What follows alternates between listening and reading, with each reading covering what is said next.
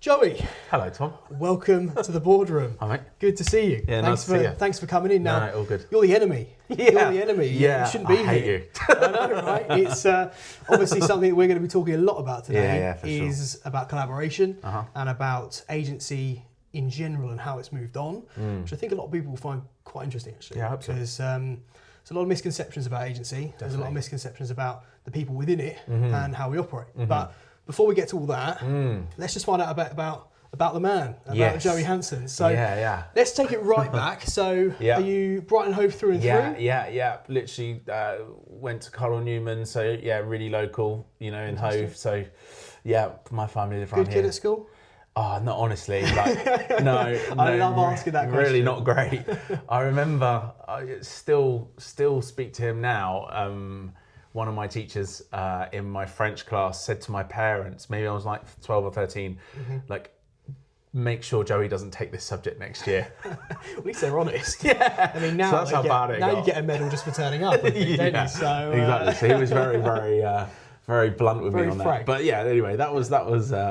But now, now you're fluent in French. Right? Now I'm fluent in French. Exactly. Yeah, may we. we absolutely. But no. Good. Yeah. So you went through school, college, uni. No. A levels, and then quite honestly, my mum ran hairdressers locally, and then one of her team, her husband, ran branches for a competitor of ours, King and Chasemore. Oh, interesting. So I just went into so I went into Saturday work whilst doing my A levels. Fantastic. So every Saturday, like 17. As soon as I got my driving license, genuinely, like literally the following week. Fantastic. So I then did that every Saturday around my studies. Was that luck, or did you have was property always on the cards? How did that kind of? No, definitely like pure luck. Pay the bills? Nothing. I was not under that kind of pressure. It was more just mum and dad were like, Joe, you're 17 now. I think you need to get a job. Yeah, of course. We've all been there. Yeah, exactly. It's just a Saturday job, and I just loved it straight away. Like it was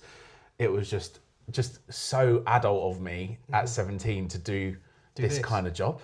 Yeah, even though I obviously had no idea what I was doing. Never close to ever buying anywhere at that point, obviously. Yeah. But I just loved it straight away. What a fantastic story to hear, given kind of where agency is now. Yeah. That, that passion of, you went in there wasn't the pressure, there wasn't anything, it was just purely kind of an opportunity that arose. Yeah. But even you talking about it now, you've been in the game over a decade now. Yeah, easily. I can already hear your passion. You're just like, I went in there and I loved it. I did. Even though you're so right. I was exactly the same. I went into a similar large corporate, Fox and Sons. Much of a muchness. Very similar, yeah. And I just remember, I think I was 17. I might have even been 16. I think I was tricked my way through the front door. I know I didn't drive at the time. I don't know how I got a job, but and I was just delivering leaflets all day. Brilliant. And sort of trying to learn, basically. I remember my first morning meeting, and they said, all right, we've got these instructions coming on. And I'm thinking, instructors to do what? Yeah. Because you have it's so green, the words, it was just, it's amazing, isn't it? So, absolutely. So you went in there on a Saturday job whilst you're doing your A-levels? Correct, yeah. Got the A-levels, and then quite honestly, I was like, I'm not passionate enough to go to university. I can totally get why people do, especially when they've got a career in mind. I think uni is important, but for me, I wasn't like, I need to, I desperately want to become a doctor or something, that I need a degree for or something like that. Totally. So I just wanted to go straight into full-time work. Yeah. So literally the June, my last exam, I got a full-time job there. Fantastic. Yeah. Fantastic. So it was brilliant. And that role was what, a junior negotiator? Yeah, completely. No, lettings. Oh, it was lettings. Yeah, straight away. Yeah. So it was almost, I couldn't have thought of a better way now looking back to start that, because you have to have some form of organisation. Definitely. I know we're not all blessed with like the best organisation as an industry, but it definitely got me off to the right start of scheduling my days, like making sure I was on time to everything. And it might sound really basic, but they were massive. Kind of that first 2 years before I then went to sales were. And also, I now still use that lettings experience in my day-to-day, albeit I only had it, 14 years ago. Yeah. But it's a great place to start, isn't it? I think especially when it comes to dealing with let's be honest, and they're both wonderful industries, but maybe the less glamorous side as well. Definitely less glamorous, yeah. It teaches you all of the interpersonal skills. Yeah, for sure. A lot of lettings, and I think it doesn't matter what company you're in. There's some wonderful lettings things. You guys do lettings, we do lettings. Yeah.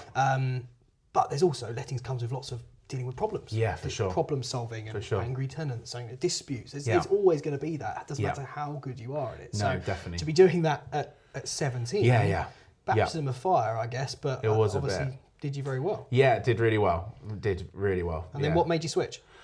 Well, funny enough, I had a little bit of so one of my landlords recruited me for her recruitment company. So I did a year in recruitment as well, like after that. So very similar. I don't even think we've ever spoke about this off camera, but one of my landladies at that time was like, look, I'm looking to boost, grow my company.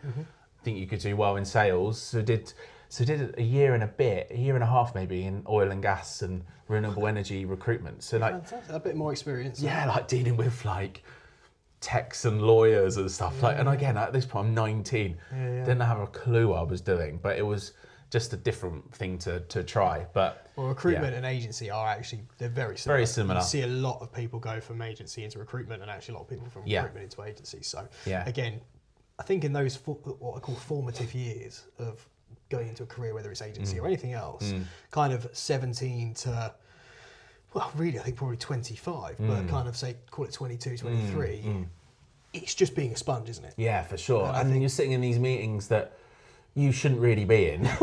And fly on the wall. Yeah, like you're just like, I'm like, oh my God, I'm very much out of my depth here. The kind of people that we're meeting at that time. But I, to be honest, the industry, the kind of field didn't excite me loads. Yeah. But it was a brilliant experience. I just knew I wanted to get back to agency and selling houses and really try that sales side. I knew within 6 to 9 months that was like, I needed to probably change that eventually. But it was a great year and a half of learning in a completely different industry. Environment, right? Yeah. Oh my God. On the phones. Time difference. High net worth clients. God, ridiculous. Like big salaries that again, totally I didn't even see those zeros. Exactly. What are these zeros? I completely agree. I remember my first job in agency, I think my first paycheck was about £700. And I was selling a house, and I don't know how they let me loose on it, but they're probably understaffed or something at the time.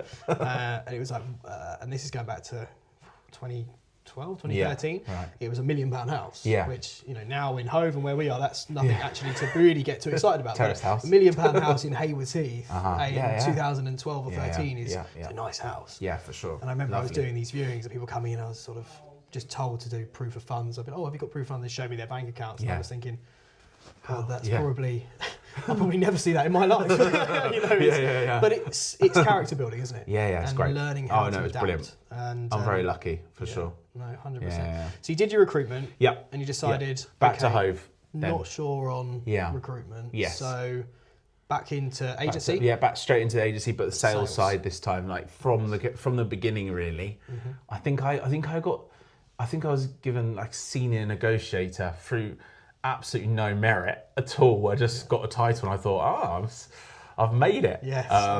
But just and a car literally allowance. Car allowance. I got that £300 car allowance per month, and I was over the moon. So and I just was so desperate to get back into Hove, because it is genuinely somewhere I love, and Brighton as well. It's my hometown. So for me it was brilliant, and I worked with people that I'm still friends with now, who are still agents, and I still do deals with, and they still, a couple of them still see me as a child, and I'm like, I'm definitely not anymore. But time does go so fast, doesn't it? It was crazy. So did you go back to? Was it back to King and Chase? Back to King and Chase. So how long were you there for in sales? So then, literally until I went to the company where I met you. So what would that have been? 3 years? Two years. I would think. So I was 2015 is when I went to Move Revolution. So and 2016 I think is when I was there. So that would have been around that time. Yeah. So let's talk about that then. So you cut your teeth essentially at a corporate estate agency, which are brilliant training grounds by the way, aren't they? I agree. There's pros and cons to every way of doing business. At the time when you're there, you don't think it is. No, of course. And then you leave, you're like, oh, do you know what? I've learned so much So there. glad you did it. Yeah, for and sure. then you can adapt that to your own style, which we'll come on to Uh-huh. later. But then you joined Move Revolution, which is obviously a very different style of agency. Completely different. At the time, even more so. I think now you'd say it's True. There's a lot more commonality about sure. it. But they were, trailblazers. They really were. ahead of the game. So what made you make that jump? So they were opening up in Brighton. So that was quite honestly the main reason. And then honestly, one meeting with Cliff, who I think still owns it, was enough for me, because he was just like Passionate. Yeah, and just like was so up for changing that kind of industry. And I was sat there and I was like, you know what, it's quite a cool thing to start an office from scratch, from literally zero. I was like, do you know what, if I'm going to do it, I should do it now and give it a go. So how old were you roughly then? I would have been, well, this would have been end of 20, so I'm 32 now, so so 2025, so this would have been, as I said, end of 2015. Yeah, so you're looking looking at that first meeting. So early mid-20s. 22, 23 maybe, but I don't know. So quite young to be kind of going into. And how exciting! Yeah, it was amazing, and with one other person who was a bit more kind of Worthing based, but he was brilliant, and I was like, yeah, let's give it a go, and no high street office, it's all of this was so alien. Totally alien. Coming from a corporate agent who obviously everything's everything is high street, everything, and nothing can ever be done outside the office. Yes. This was quite literally the polar opposite. But I thought, do you know what? I still at the time lived at home, so there's no real financial risk. I thought, let's give it a bash, and you did very well, didn't you? I mean, you were at Move Revolution in Toast. I know you sort of leveled up and you got more experience, etc. But you were at Move Revolution since 20 years. After lockdown really is when I left. So what's that? 5 years, give or take, maybe just under. It's a decent amount of time in that business. Yeah, it was good. And it must have been really good. And I always draw similarities because that's all someone can do. Yeah. But very similar to myself in terms of having a corporate start, doing a few other bits and bobs, then going to sort of the very polar opposite of the industry of, I never ever call them online, but a very different way of working. It sets you up so well, and you can see where you are now, obviously. Yeah, for sure. And you get so used to, not so used to rejection in companies like that, but it was such a new model that most clients, I honestly believe, didn't understand it until you were good enough to explain it. So to learn that craft was brilliant. Skill. And we did really well. And we then got to do a lot in Mid Sussex as well, and which gives you that kind of regional. Yeah, which again, ironically, has helped massively now, knowing like kind of almost every area within half hour at least drive of here has been ironically really handy now. Well, it's all been the journey and the path to where you are today. Yeah. And I think that's something that it only really takes. It's only when you have conversations like this and when someone looks back. And I remember I did my first podcast kind of over a year ago now. Yeah. And I'm like yourself. I'm very go. I don't really look back. I only look forward. And it's only when you have these conversations and people are asking you thought-provoking questions that you actually kind of start almost piecing things together in your own mind, and you think, you just don't even think about that was really useful. And actually, that's probably why I'm quite good at that. Yeah. You said about kind of rejection. Well, actually, I think it's overcoming objection. Instead of rejection. No, you're right. And you're right. We did really well. Such a skill. It's not easy. Going up to someone's house, and we both know Move Revolution was built off of door knocking. Whether you believe in that or not is another conversation. Yeah. But that takes. One, it takes a lot of balls, to be frank. Yeah. And two, you then have to know how to execute that. And, I was joined at a very similar time to you. I think I was maybe a bit younger. Yeah, you are. We were early 20s or late teens. Yeah, you are. You've got to have the skill set. And that almost forces you to learn the trade quite quickly, doesn't it? Yeah, it really does. I assume that was really beneficial for when your current opportunity came up, right? Yeah, definitely. Lockdown happened, and I think I was put on furlough for 6-8 weeks, whatever it was. And at the time, I was like, do you know what? I was more based in Mid Sussex at that point, and I was starting again that my buzz really does come from Brighton Hove, like where I know and where I just enjoy and got good connections and all of that. And great properties too. And good properties too. And at that time I was like, I might consider a move here, like depending on what came up. And to be honest, like for whatever reason, Move Revolution at the end didn't necessarily work out in the end, and it was time to move on, definitely from my side. And when this opportunity came up here, you know, I took maybe 3 or 4 weeks to think about it, because it was a self-employed role. And honestly, even early 5 years ago, you know, it's literally 5 years ago, almost now to lockdown, right? So March, to the day so literally maybe May of that. So I'm really coming up to 5 years of hearing about this model. Yeah. And I'm like, what the hell is that? In the most turbulent time as well. Like, but I was like, no, do you know what? I can definitely do this. I've got, at that point, I would have had 8, 9 years behind me. So I was like, no, do you know what? I bought a place just before lockdown. So I had my mortgage, all of that stuff. I thought, do you know what? If you're not going to do this now, you're never going to do it. So yeah, the September of that year of 2020 is when I came to Missions. And, you know, again, a couple of conversations with Harry and Richard at Missions, I was like, no, do you know what? This, if anyone can do it, I can do it. Even though it's definitely not a proven concept, it's the opposite of that. You have to back yourself. Yeah, definitely. You have to back yourself, yeah. I think. And I think at the time there was 2, maybe 1 other agent in the entire city doing the self-employed model. Yeah. So there was no one to even ask. High risk, high reward. There was no one to even ask. Yeah. And just be like, oh, how's it going? Yeah. I didn't know him. Yeah, no, totally, and also such. I think what you've almost brushed over there, and you maybe haven't thought about it, but is also the time frame you did it. Yeah, and I only know that because interestingly, our paths, although they've been separate, are very similar. Yeah. You know, 2020 after lockdown, I took over Manston and Brighton, and it was, you know, that I was 22 at the time, and just like you, out of COVID, shit panic. Like, I don't really know what I'm doing. You know, good at agency, but you know, running your own business, which we now both do.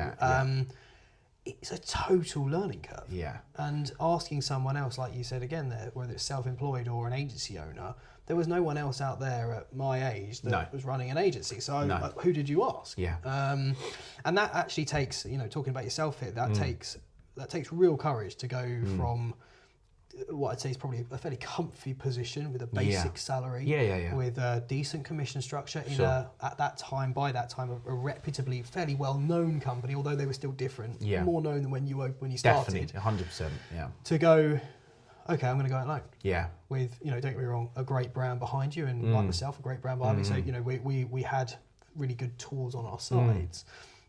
But at the end of the day, whether you fail or succeed was solely on you. For sure. Solely on you. 100%. So, big question, how was that first year? Not horrendous. No, do you know what? It was amazing, because honestly, like, the thing that I probably had got to was I'll be careful what I say here, but being told what to do when you didn't necessarily think it was the right thing to do. I got to the point where I was like, do you know what? I know I'm right here, but I don't have that control. So freedom of not being necessarily told what to do all the time was a big driver for me. So that first year of to be fair to Harry and the guys there, they literally what you just said, like, good luck, and we're here if you need us. We're here if you need us at any point, and they have been. But really, it's on you. 100%. Rightly so. So literally, that freedom of not having to answer to anyone was the most empowering thing I never thought I could experience, and it's still like that to this day.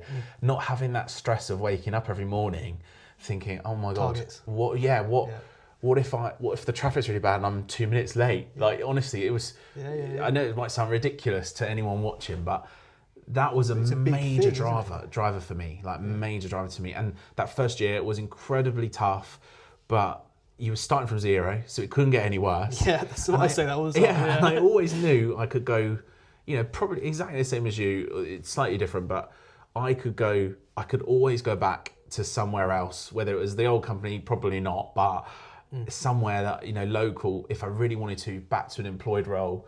So it was a massive risk, but not like an end game risk. It was a calculated risk. And of course, within 18 months, I was like, okay, this is going to work out. Yeah. Before that, there were nights where I'm like, what the hell have I done? I still have that now. Yeah, I'm insane. I don't know who I'm kidding. It's business is a very, very difficult thing, isn't it? And I think if you weren't, certainly in that first year, my God, I totally was the same. Yeah. If you didn't have those sleepless nights, you wouldn't have been successful. No. And I think that's the extra mile you go. It's a real sign of the success is the fact that when you are putting everything on the line to create your own personal brand, which we'll also talk about shortly, and your own business essentially within the structures, but still it's your business, it's your bread on the table. Absolutely, yeah. No one's gonna give me any money, It's daunting as hell. No, it really is. And anyone that says it's not is an absolute liar. No, and to be honest, like no one, I understand it. Like I think a lot of my friends don't really get it. Like a lot of them just don't get it. Sometimes it's hard at home, of course, like because you think, actually, I've got to go and do this. It's 100% worth it in the long run, but there isn't an end time of the day, as you know. There isn't like you get to 5 minutes past 5 and you're like, oh, do you know what? I'm done. Yeah. It doesn't exist. So it's quite hard, challenging, like personally as well. Like for the people that you're close with, they're like, do you really need to be taking that call? And I'm like, well, yeah, probably. I do really. Yeah.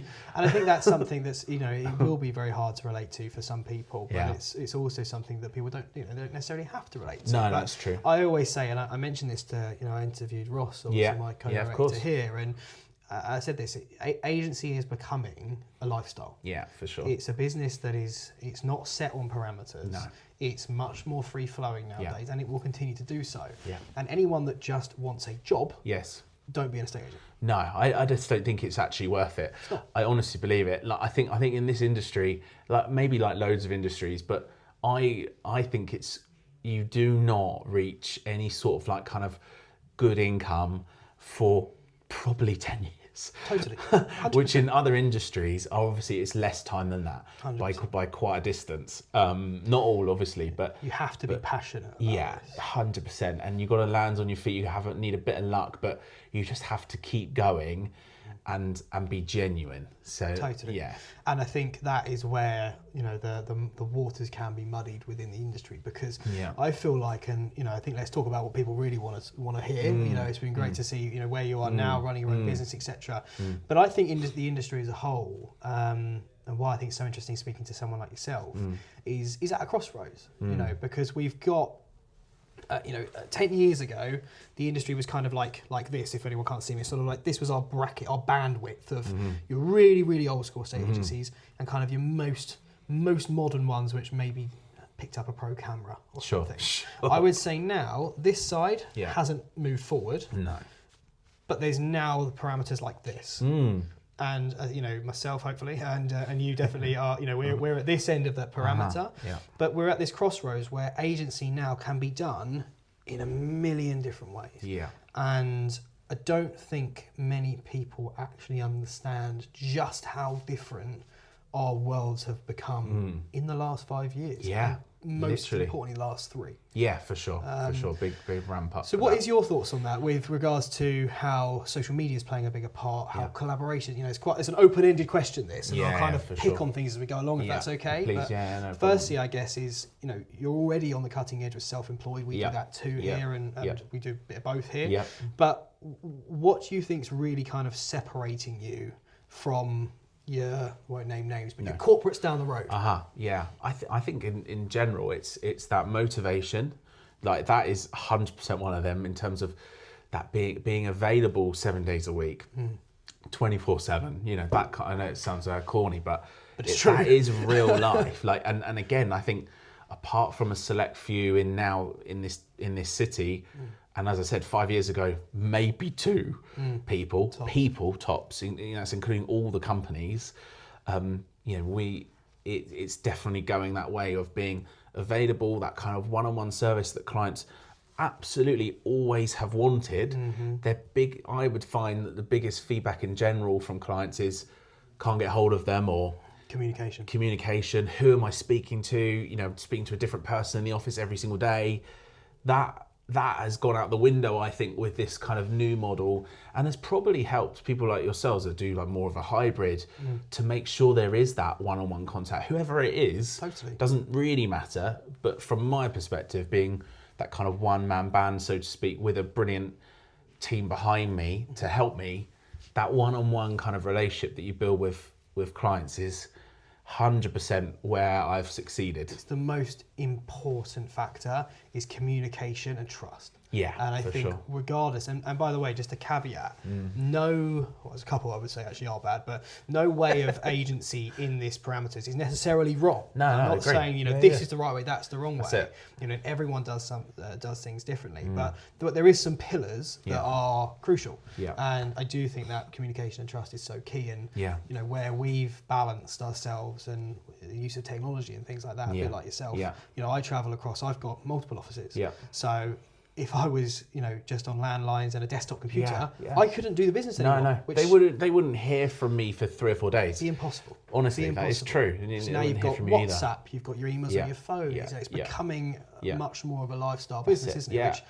Which I think, you know, certainly yourself and then other good agents as well, kind of in this location have pioneered a little bit. I agree. I actually do agree. I think and it might sound really basic of WhatsApp messaging sellers. It might be like, okay, you're not breaking any barriers here, but we actually are in this industry. I do honestly believe, because like you've touched on, most things haven't changed for a long time in some agents, and they're still very much like they'll pick up their emails when they're in, pick up the phone calls when they're in, and apart from that, you're not going to speak to them. Post your details through the, you know, which of course you can still do, but it's absolutely, and there's still very different. Yeah, there's still merits to some of that, of course. I understand, but for me, the biggest driver of helping sellers is that constant contact.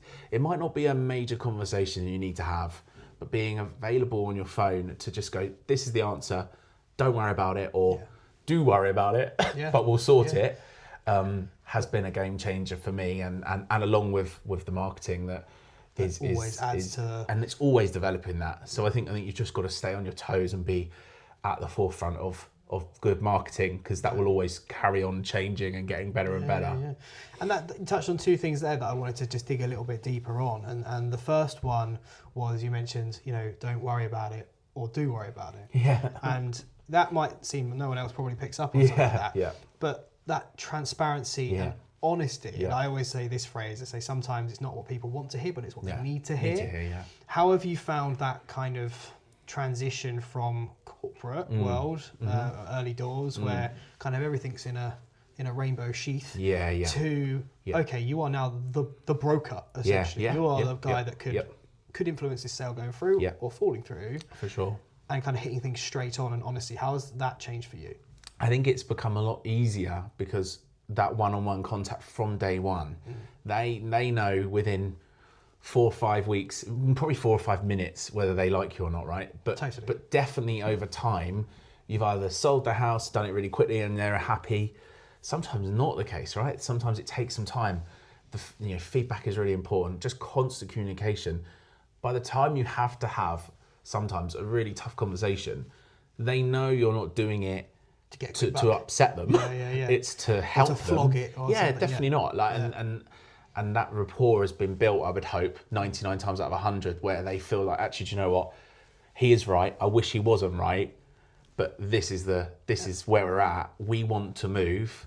Let's do something about it. It's a working relationship, isn't it? Yeah. And also, without changing the subject too much, is having 1 or 2 really good solicitors that you work with and have worked with now for over 10 years, being able to introduce them to the clients, they realise, okay, he does work with some brilliant people. We trust what he's saying, even if the news he's telling us we're not happy with. So that's the way you move forward. It's about having those frank, open conversations, isn't definitely. it? And you're so right with kind of the recommendations of who you go to and who you put your name to and things like that. For sure. You know, your network is your net worth, and I've always said that if you can be someone's property advisor, the word estate agent's a little bit, but property advisor, it's not just chucking it on Rightmove and hoping it sells. It's having, like you say, having the tough conversations, having the great conversations, and every single thing in between. And I think being either self-employed or business owner or having a structure like we do, for example, in the modern world, to be really efficient and do that economically. Talking business here as well. You know, because you'd be the best agent in the world if you had one client. But you then have to be efficient and scale that up because it's not economically viable. Of course So it's not, there's so many factors to it, isn't there? Yeah, there really is, and stuff that surprises me every week, like a new one. So like. Yeah, because again, really am at the forefront of when it started. So there is, as I said, there's no one I can call and be like, is this normal? Like, you just have to go, oh, okay. Oh, that wasn't good. That was good, but we'll work it out. Keep the thick skin and solve as many problems as you can. That's it, definitely. Yeah. And as long as you go in with good intentions and you're genuine, I don't think you can go very wrong in terms of that service side, because I've got the experience behind me, so I know my areas, I know how to sell houses. It's just being genuine is the key, I think. And you can only control what you can control. Yeah, exactly. It doesn't always work. It doesn't always work, and I think the other thing that's perhaps not evident, I'm not just shitting on the agency as a whole, an agency as a whole here, but transparency is something that everyone shares their wins, and I think rightly so, as you should. Yeah. But actually, being kind of down the line and honest that we definitely don't get every property sold. We certainly don't get every property through. Nobody does. No. But having that kind of honesty, transparency, and being open about things, it's got to be one of the biggest respect earners from your peers, but also from your clients. Definitely. And both of them are really important. And I think that's, something we talked about lots off camera as well, is collaborating with other agents is definitely also where that's probably even been more of a last 12 months thing, maybe 18 months at most. Screw the kind of 5 years of doing this nearly. That wasn't the case, So now it still isn't the case, is it? This brings us on to kind of the title of the podcast, which is, you're the enemy. Yes. As far as the industry would say, hang on a minute, we're working the same patch, our office is on the same road. We should be stabbing each other in the back and undercutting each other's fees and all these things, which is what traditional estate agency. I'm dramatising that, of course, but actually, in some respects, I'm not. It's got a reputation in the industry as a whole, and even in the modern day, I think there's still a lot of it around. Yeah, so, for sure. Obviously, we've collaborated on a number of things. You collaborate with other people in the city, as do I. How has that been for you, working with? They say the competition. I actually don't call it competition. No, I just call it collaboration. And it's a mindset thing. But how has that helped or not helped your business over the past, let's say, 12 months, like you said? I think you're right. It's a mindset thing. So the people that I work with all have a very similar mindset to us. They're doing, they're also doing really, really well. They've worked really, really hard to get where they're at, and they're not looking to cut your legs off. And that from a person when you meet them. So that has been the best. Honestly, I reckon it might be the most fulfilling part of it, the last kind of 12 months of like actually deals coming off with agents that, because of our open-mindedness, everyone's a winner. Yeah. Whereas I know our other competitors, because they might be more closed-minded, they've not gone and got that deal. And everyone's a loser. Including their clients. So in unison. So there's a thing behind the camera. You've got a teleprompter. Well done. Good timing. No, but you're so right. But it's true. So I mean, again, I'm talking on one hand, who I work with that are either in a similar role to me or yourself. And some of them, even a couple of them in employed roles, less so, right? But it's been a game changer, and actually everyone wins. Everyone wins, and I can honestly use so many different examples of how sellers of mine, for example, have seen houses with other agents that haven't even been on the market, but they're happy to help me, that agent, which is amazing. Yeah, they do. I'm not interested in their fee whatsoever because I'm being paid by my seller. Yeah. They've got we're in on massaging houses. deals, yeah, right? and all of a sudden, my client has found a house that I'm 99% certain wouldn't have got if I hadn't had that good relationship with another agent. Yeah. And I honestly believe, 95% of the other agents that don't want to collaborate wouldn't have got their client that house, for example. They're missing out. Yeah, just in one example. Yeah, and don't get me wrong. I've always been very straight with my thoughts and positions, and I think at the end of the day, we're not living in a rainbow world in Brighton Hove. No. If there's a listing, and for example, let's just be totally honest, you were called out and I were called out, you'd go out to win the listing. I'd go out to win the listing. Yeah, totally, no problem. that healthy competition. Yeah. But you Very touched normal. on it earlier. In fact, we both said it at exactly the same time. It all comes down to we're not important. No, we're not. It's the client Yeah, that's for the sure. most important, and they should select based upon the agent's merit, the personality, what they offer, not just, well, he said of 1%, I'll say 0.5%. And that's where agents are killing themselves. Yeah, they for really sure. are. They're killing their business, they're killing their reputation, and they're also really damaging the industry's facade to the outside world as well. Yeah. Because there's what I'm really, I feel very grateful for actually, which might be a weird thing to say, but I think in Hove and Brighton as a wide area, there's some really good agents. Yeah, there really is. This Which you competition think is I very should be good. going, I wish they're all shit. Yeah. But there's some really good agents, Yeah. and that excites me. Yeah, I agree. Because it makes me want to be better. Yeah, And then definitely. I get better, and they go, that's quite cool what he's done. Yeah. I want to get better. Yeah, And yeah. over time, as long as that competition is rightly Healthy. orchestrated, healthy, correct. The only people that benefit from everybody getting better is the clients. Yeah, for sure. For sure, definitely. And it's mindset all day long. So, collaboration within the industry, in my opinion, is something that, very similar to you, I'd say probably for me, maybe the last 18 months, I've been really, really pushing on because I don't have every buyer. No, same. You don't have every buyer. No. And I don't have every listing. No. You don't have every listing. Yeah. But when there's that kind of, maybe when things are sticky or when you've got something and you think, okay, well, you deal more with that style of property or that kind of area and well, I deal more with that. And you mix it all together. Our role as property experts is to match the right people with the right houses and effectively get them from A to B. Yeah. And whether, I mentioned this earlier, obviously, whether we work together or not, whether we like it or not, 9 times out of 10, you're with other agents in a chain anyway. Yeah, for sure. So how much better is it when you get on? Exactly. Honestly, to the point where now, if you're in a chain, which we've literally just exchanged on last week. We did. It's a really good example, right? So, my seller saw the house through you. I didn't know until he said, I've just seen it with Mansell's. I said, don't worry, I'll give Tom a ring. I know that guy. I know that guy. Yeah. And they paid a really good price for it, but they didn't mind. They wanted to buy it. Yeah. And I honestly believe, again, we got that through in 5 weeks.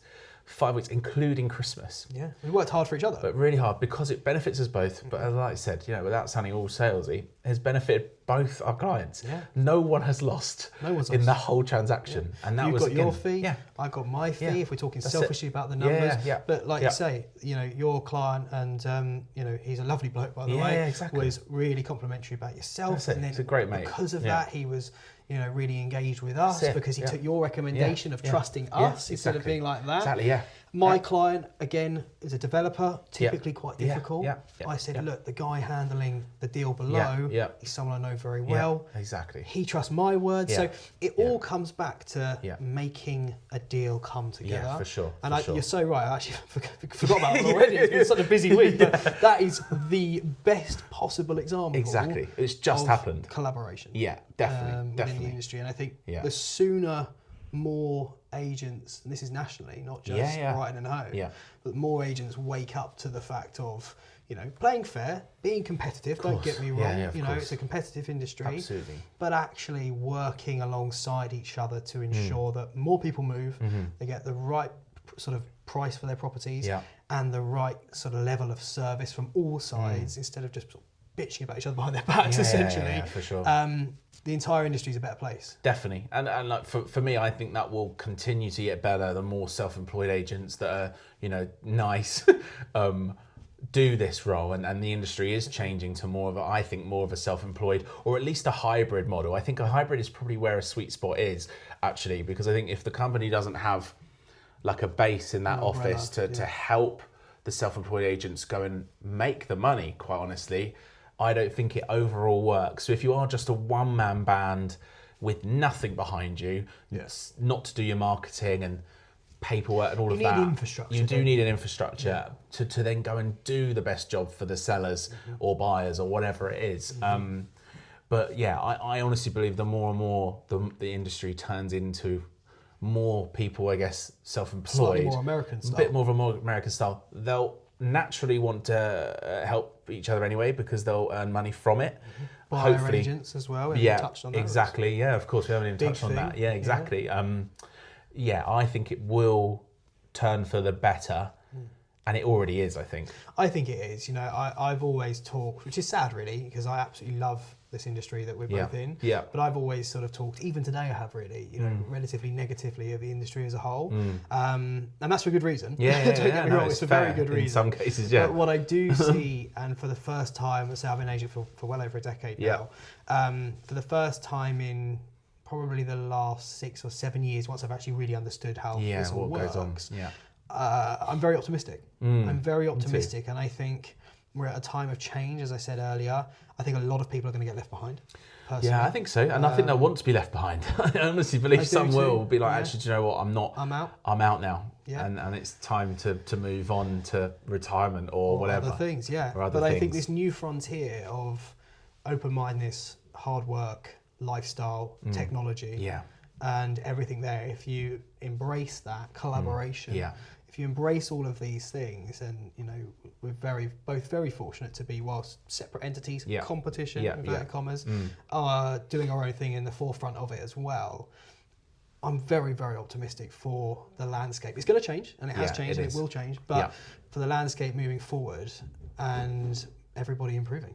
I think so. I firmly believe in another 5 years, the way it's going, there will not be a high street agent or agent period that hasn't got, apart from a director of the owner of the actual business. Which is the same thing. Exactly. There will not be an office without a self-employed agent in there. We already are. We are. So, I honestly believe, give it another 5 years, maybe not even that long, but let's call it 5. I honestly believe they'll be everywhere. And I think those that are moving towards a more, I always just call it a lifestyle agency kind of style, because there's so many ways you can break it down. Like you say, we've got self-employed, we've got employed, you've got all sorts of different things.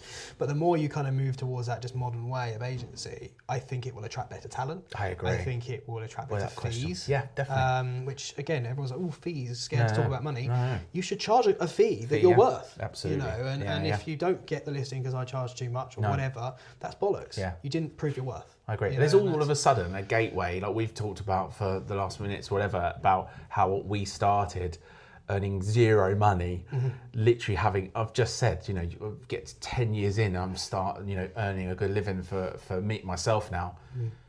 I honestly believe we are setting a gateway for others to be a lot younger and earn really good money if they're good and they're good people. So I earn the money we're maybe making or whatever at one point now, 5-6 years ago in their early 20s. So I think it will be a good thing for the whole industry in that sense. And again, for the client again. The client, as always, will win. They'll win, we'll win, and the industry will win. I agree. So I am definitely optimistic, genuinely as well. Yeah. Well, look, Joey, thank you for coming to the Boardroom. I appreciate it. And I'm looking forward to hopefully many, many more years of collaboration. There will be, mate. To come. God willing. Good to see you, Joe. See you, Cheers. Mate. Thank you. Tom here, and thank you so much for tuning in to the latest episode of The Boardroom.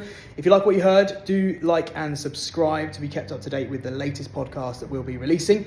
And if you'd like to join me in The Boardroom, I'd absolutely love to hear from you. And maybe I'll see you on the next one.